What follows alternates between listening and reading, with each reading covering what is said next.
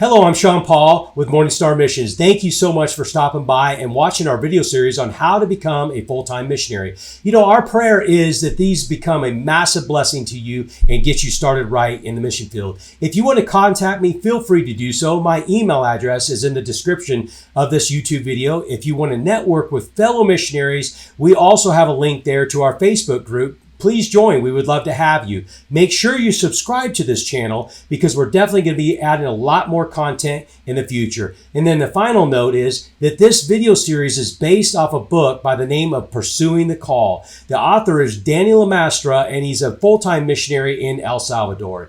Thank you so much for watching.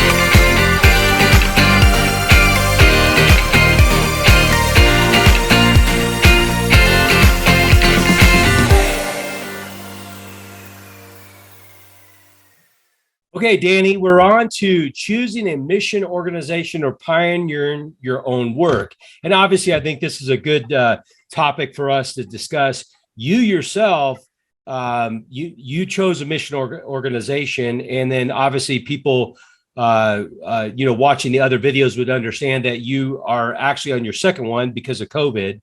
But this is the path that you took, and a lot of people are going to take this path. And then there's people that may work with a mission organization, because I've seen that happen where, you know, they'll go and work for like maybe a orphanage, and then they'll go start their own orphanage, or they'll go do a work somewhere else and pioneering their work. So and that's what we did. We kind of basically pioneered our work. We did consider an organization, and then God just kind of led us down a different path. So anyway, thanks a lot for joining us today. Thank you for having me. And like you said, I think it's a good topic for us to discuss, because we obviously had two very different perspectives on this topic when we were making that decision on what direction we wanted to go. But given a couple different insights as far as helping people see that. So as far as, you said I suggest 10 questions to investigate and determine which mission organizations best fit your goals and visions and ability. So if you can kind of go over that, we'll focus on choosing the organization first, and then we'll talk a little bit about pioneering the work. Okay, so let me first of all kind of introduce the topic by saying why I think that choosing an organization is a good idea. And the reason that I decided to go in an organization, I think that it's a good idea, is actually multifaceted. There's not just one reason. So one reason is I think that it can help raise funds for the ministry if you're going through an established 501(c)(3). Obviously, you as a missionary, you can set up a 501(c)(3), but that's a lot of work. It's a lot of paperwork, a lot of hassle, money involved. And so going through an existing organization can help alleviate some of that. That's number one. Number two, I think that depending on your stage of life and how much experience you have in ministry, it can definitely be helpful to you to have the mentorship of other missionaries in an organization. Now, that's not to say that if you don't go with an organization that you can't get mentorship from anybody, but you have to seek it out a lot more and be a lot more careful about that if you're not going through an organization, because it really all falls on you to seek out the mentorship and everything. Whereas if you go with an organization, there's going to be people already in country that are helpful to you as you're getting set up, that can orient you to the culture, that can show you things about how the ministry runs and things of that nature. And then thirdly, I think that actually I'm going to list four reasons total. Thirdly, I think that the accountability that an organization provides is good for you personally, and it lends credibility to what you're doing. Again, when it comes to raising funds for the ministry and things of that nature, credibility is something that is important. And then last, but definitely not least, is that when you are brand new to a new country, you have a lot that you got to deal with in terms of culture shock, just logistics of getting set up, everything like that. And to have the pressure of having to get the ministry off the ground on your own, on top of all that, just to me, that's a lot on your plate. And so those would be kind of reasons why I think that it's beneficial to go with an organization. Now, as far as the 10 questions I list in the book of things that you should consider when you're looking at an organization, I'll try to break these down to categories rather than going through all 10 individually, because that could take a while. So the first thing that you got to consider, I think, is going to be doctrine. Doctrine is one of the few areas where I would say you do not want to compromise when it comes to choosing a mission organization. Because if you're somebody that's really passionate about your faith, which I'm assuming that you are, if you want to be a missionary, then if you have, doctrinal stances within the mission organization that you disagree with, that is going to be setting you up for a lot of friction that you don't need in your life, Yeah. that you don't need in your ministry. Because, and I know that it can be tempting when you see a mission organization that's good in all these other areas that I'm going to talk about in a minute. But there's just one little point on doctrine that you guys just disagree with. But I'm telling you, that's like the one area where you can't compromise. You got to pick an organization that you agree with doctrinally. And that's not to say that you have to be fully in agreement with every single minor point of every single missionary's theology that's in that organization. But, most mission organizations are going to have like a 10-point doctrinal statement or a 12-point. I think the biggest one that I've seen is 16 points. And so I'm talking about like those big things. If you're not in agreement with them on one of those big things, then that's going to be a problem. And so that would be like the first and foremost, most important consideration. After that, I think that the logistics of how the organization operates is something that you have to consider. And so that has a few different facets. Where does the funding come from? Are you going to be raising your own funds, or do you get a salary? What is the healthcare situation and retirement plan and things like that? Is that provided through the organization, or is that something that you have to go out and take care of on your own? And how often are you going to be required to come off the field on furlough or home assignment, or different organizations have different terms, but on those types of activities? What takes place in the event that you have a fallout in funding? Does the organization cover you at all for any length of time, or are you immediately required to come off the field? All these little like logistical things that go into how the organization operates are something that you need to consider.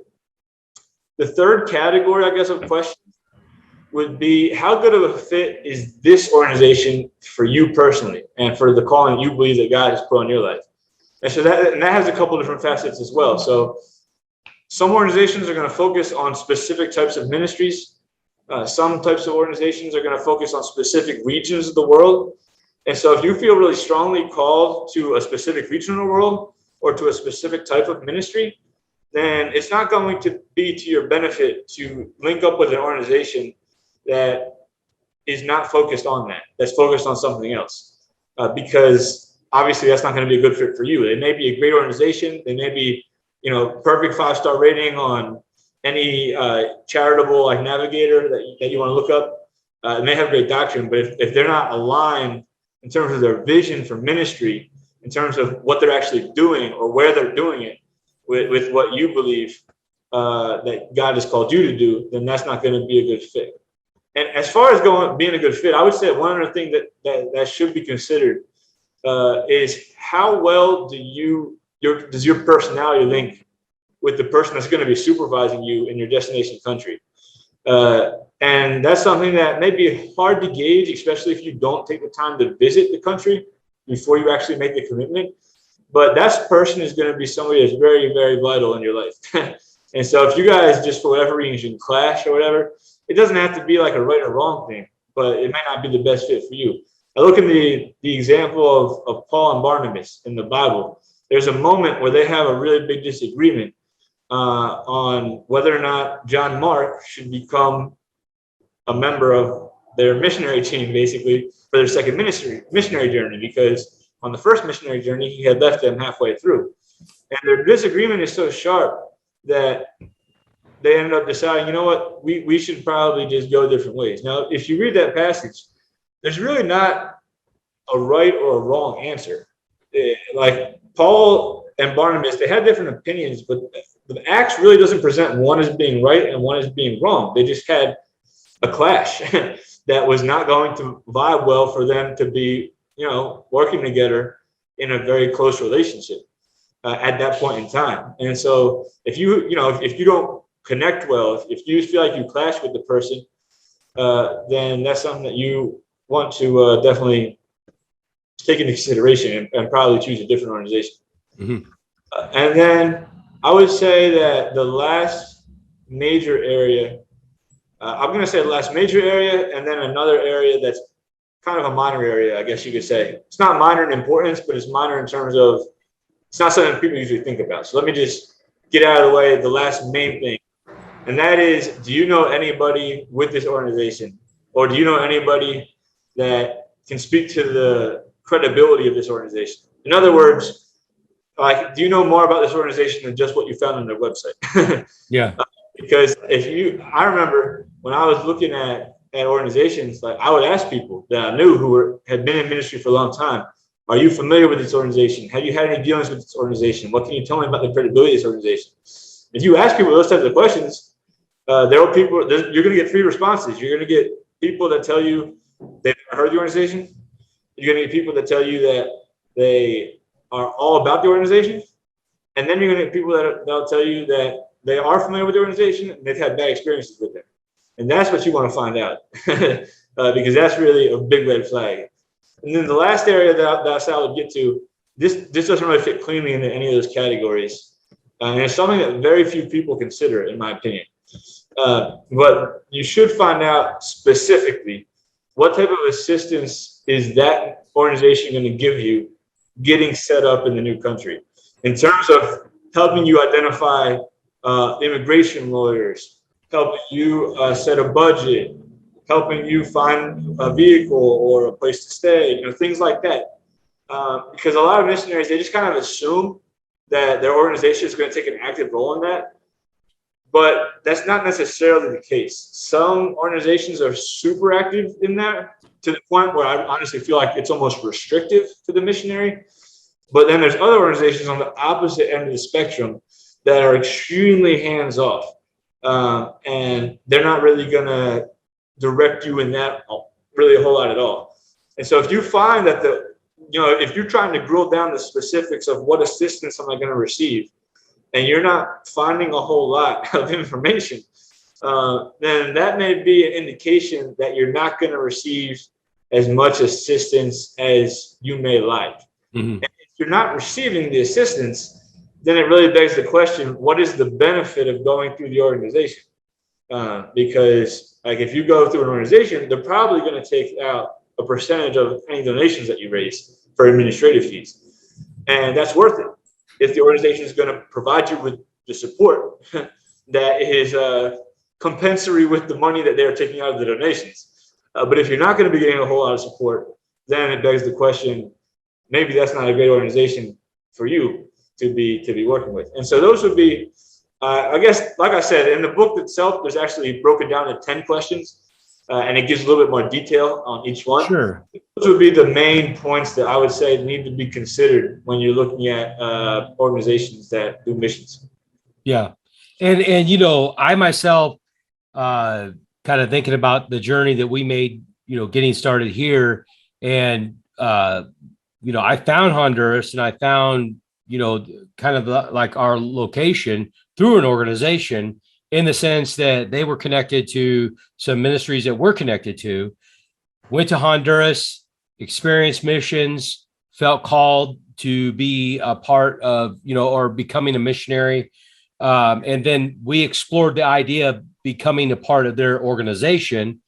And I remember in 2012, I came down for 2 months, and a part of that was I stayed on campus there for a period of time. And I'll never forget, they had a team that was going back to the airport. So I was riding on the bus with the team, and one of the American missionaries that worked there said, so what do you think? You think you're going to come and join? And I was like, no, I'm not, and nothing against the organization, nothing at all. It just wasn't a fit. And I think it's very, very important, because I think the thing with it is this: if, like you in your research, if you didn't pick the right organization, it can make you or break you.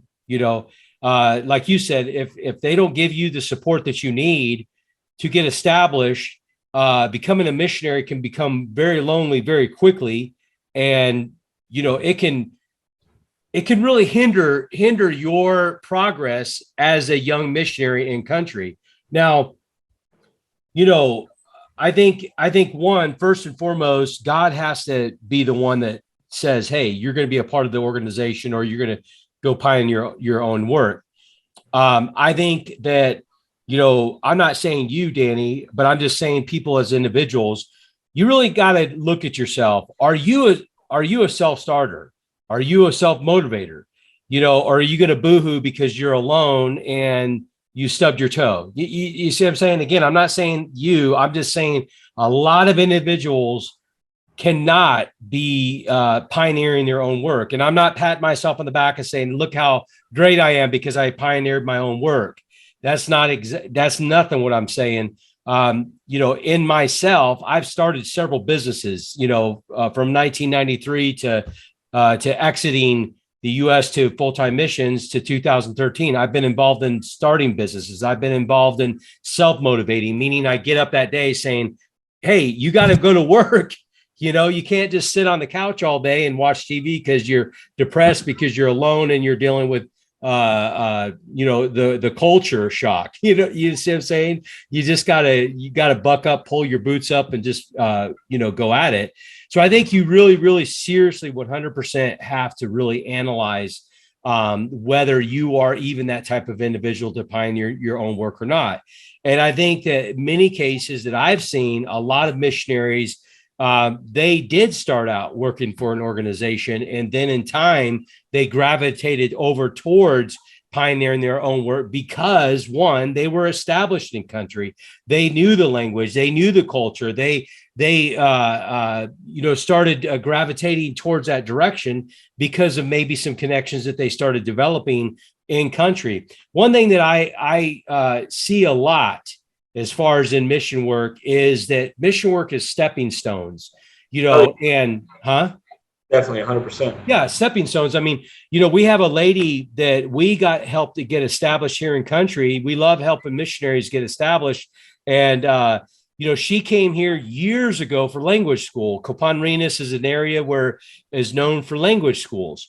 And so she came here for language school, and then she wanted to come back and started doing more mission work. So she Googled missionaries in Copanrinas. She found us. And then through all that, she came down here on several trips. And then in that, she moved down here full time.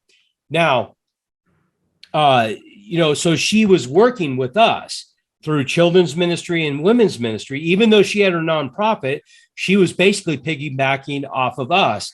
Now, in that, she got invited to Roatan. She went to Roatan, and she's more of a women's counselor by profession. She's a therapist. So she's more involved in ministering and counseling women. That's her focus. Well, guess what? She's moving to Roatan. Nothing against that. But she was troubled, like, why did I even come here? Why did I just go straight to Roatan? Well, how would you have known about Roatan if you wouldn't have came here? So I'm just saying that sometimes I think that sometimes people are going to find themselves gravitate towards an organization first.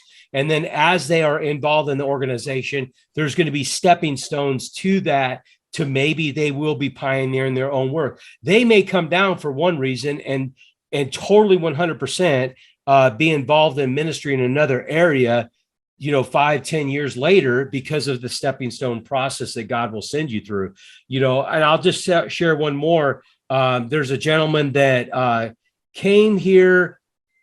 I don't know if he did not. He met a lady in Guatemala started doing mission work there, and fell in love with her. They were going to get married. He came down to live here full time, found out, no, I'm not going to marry you.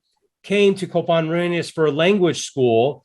He started doing some ministry work here, found a lady in La Ceiba, Honduras, like 7 hours away here. Now, today, he's married to her, and they're doing an awesome work, reaching I think they're up to 800 some kids in the community doing children's ministry.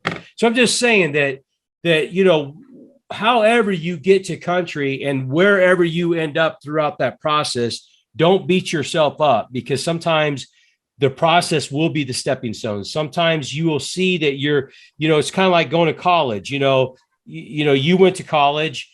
Are you doing what you feel like you went to college for?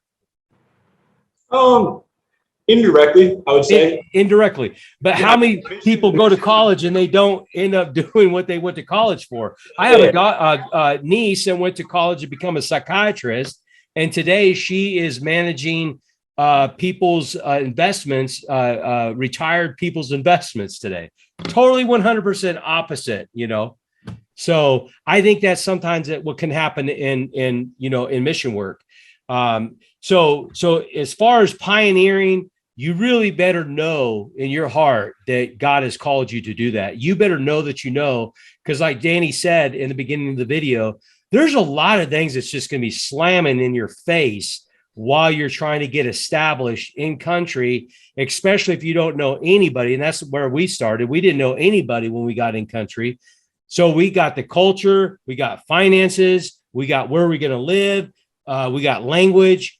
We had multiple things to deal with in country that nobody was there to help us. We were all alone in this town. But now, thank God, God walked us through the whole entire process, and we're still here today, 8 years later. And I believe that, we're, I'm not going to say, hey, we're the most awesome ministry in, Honduras, but we're definitely blessed, and we're doing very well in our ministry. But at the same time, I think that I have been trained years before I even got on ground in owning my own businesses and knowing how to start businesses and so forth. So you have anything else to add to that? Yeah, just one other thing that I would like to mention is that when you are exploring missions organizations, look beyond just your denomination's missions agency. Mm-hmm. The reason I say that is because it's very easy if you've grown up or you've been involved in a specific denomination for a long time, it's very easy for you to assume that ministry or that organization, that denomination is where you'll serve as a missionary. But it may not be the case that it's the best fit. And I'll give an example. I grew up in the Assemblies of God. I was in the Assemblies of God church pretty much my whole life, went to Assemblies of God University, and always as I was studying missions, assumed that I would be involved in Assemblies of God World Missions as my organization.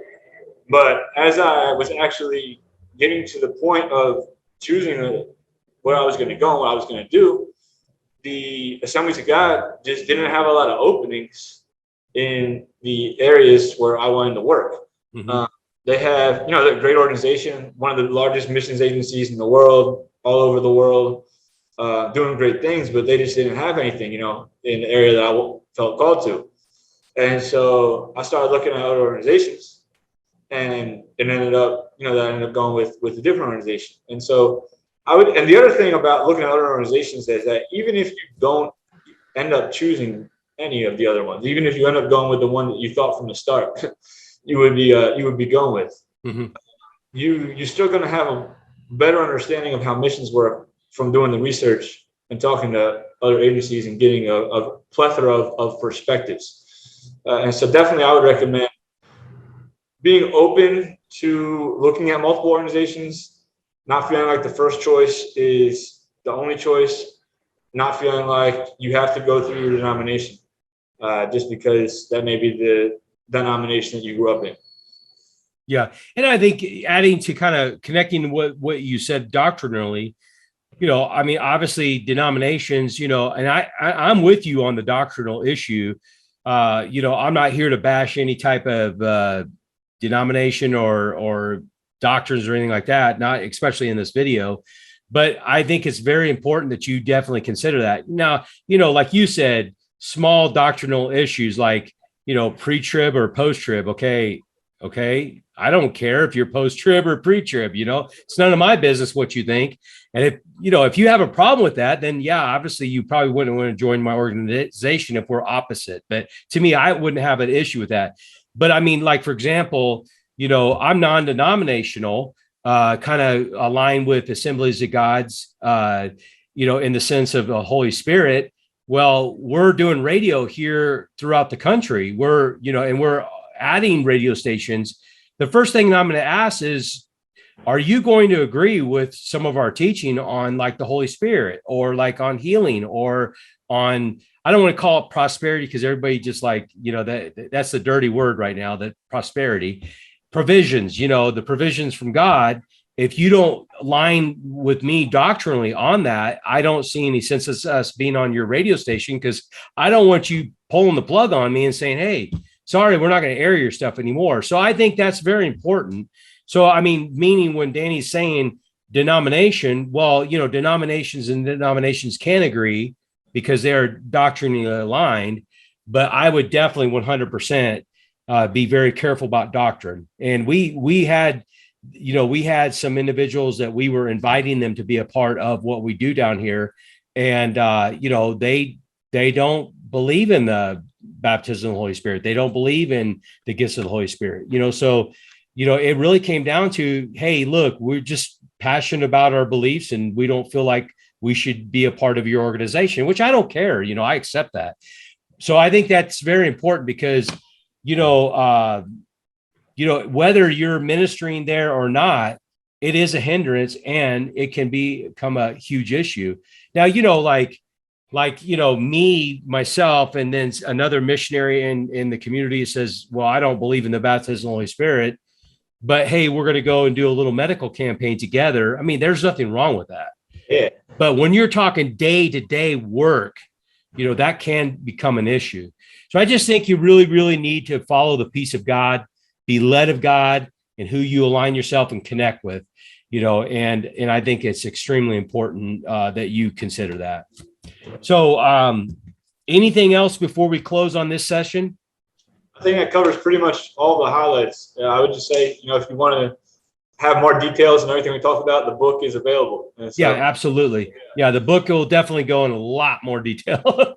You had a lot of time to write that book. So anyway, I mean, it's awesome. Just great information. I promise you definitely will be taking some serious notes. So a lot of great information.